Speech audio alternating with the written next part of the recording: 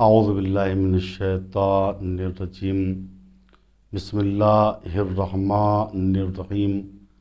محترم ناظرین کرام، سلام علیکم ورحمۃ اللہ وبرکاتہ۔ کچھ سوالات ایسے ہیں جن کو ہمارے بزرگوں نے اور ہمارے دوستوں نے مختلف جگہوں سے ہم سے سوال کیا ہے۔ اس میں سے دبئی سے ایک صاحب ہیں، دہلی سے زیدی صاحب ہیں اور بقیہ برادران ہیں۔ تو مختلف سوالات ہیں، لیکن ان سوالوں کو میں نے ایک سوال میں اس طریقے سے آپ حضرات کے سامنے پیش کرنے کی کوشش کی ہے۔ سوال یہ ہے کہ کتا، بلی اور خرگوش کے پالنے کا کیا حکم ہے؟ یعنی شرعی نقطہ نظر سے کتے کا پالنا کیسا ہے، اسی طریقے سے بلی کا پالنا، اسی طریقے سے خرگوش کا پالنا۔ دیکھیے، کتے کا حکم الگ ہے اور بلی اور خرگوش کا حکم الگ ہے۔ کتے کے بارے میں آیت اللہ العظمیٰ آقا خامنہئی فرماتے ہیں کہ 3 قسم کے کتوں کے علاوہ دوسرے کتوں کا پالنا مذموم ہے، یعنی کراہت شدیدہ رکھتا ہے۔ وہ 3 قسم کے اور 3 طرح کے کتے جن کے پالنے میں کوئی اشکال نہیں ہے، ان میں سے پہلا کتا گلے کا کتا ہے جو بھیڑ اور بکریوں کی حفاظت کرتا ہے۔ دوسرا کتا شکاری کتا ہے، اس کتے کو پالنے میں بھی کوئی حرج نہیں ہے۔ اور تیسرا کتا سگے نگہبان ہے، یعنی وہ کتا جو باغ یا کھیت کی حفاظت کے لیے پالا جاتا ہے۔ ان 3 قسم کے کتوں کے علاوہ بقیہ کتوں کو پالنا کراہت شدیدہ رکھتا ہے۔ یہاں تک کہ روایات میں وارد ہوا ہے، اللہ کے پیغمبر حضرت محمد مصطفیٰ صلی اللہ علیہ وآلہ وسلم ارشاد فرماتے ہیں کہ ان الملائکہ لا يدخلون فی بیت فیہ کلب، رحمت کے فرشتے ان گھروں میں داخل نہیں ہوتے ہیں جن میں کتا ہوتا ہے۔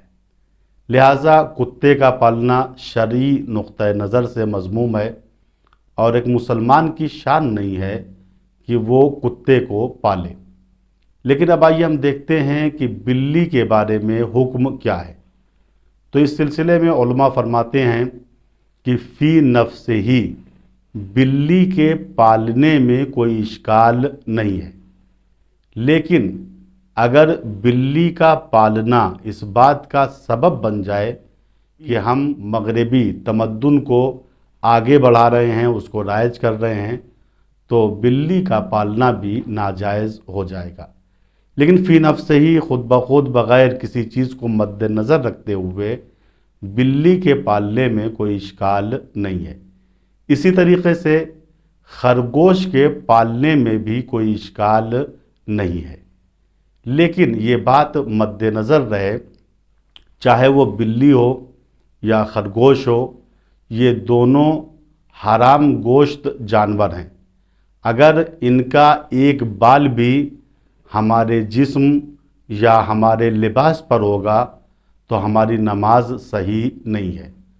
اور یہ حکم صرف خرگوش اور بلی کے بارے میں نہیں، بلکہ یہ حکم عمومیت رکھتا ہے تمام جانوروں کے بارے میں، وہ جانور جن کا گوشت کھانا حرام ہے، مثلا شیر، چیتا، بھیڑیا، گینڈا، ہاتھی۔ یہ سارے جانور پاک ہیں، لیکن اس کے باوجود اگر ان کا ایک بال بھی نماز گزار کے جسم پر ہو یا نماز گزار کے لباس پر ہو تو نماز انسان کی باطل شمار ہوگی۔ اسی طریقے سے ان حرام گوشت جانوروں کا فضلہ اور پیشاب بھی نجس ہے، چاہے وہ بلی ہو، خرگوش ہو، چیتا ہو، گینڈا ہو، ہاتھی ہو۔ لہٰذا اگر ہم حرام گوشت جانوروں کو اپنے گھروں میں پال رہے ہیں تو یہ بات مد نظر رہے کہ نماز میں اگر ان حیوانوں کا ایک بال بھی ہمارے جسم یا ہمارے لباس پر ہوگا تو ہماری نماز باطل شمار ہوگی۔ ہم خداوند متعال سے دعا کرتے ہیں، خدایا ہم سب کو مسائل فقہی سمجھنے کی توفیق عطا فرما۔ والسلام علیکم ورحمۃ اللہ وبرکاتہ۔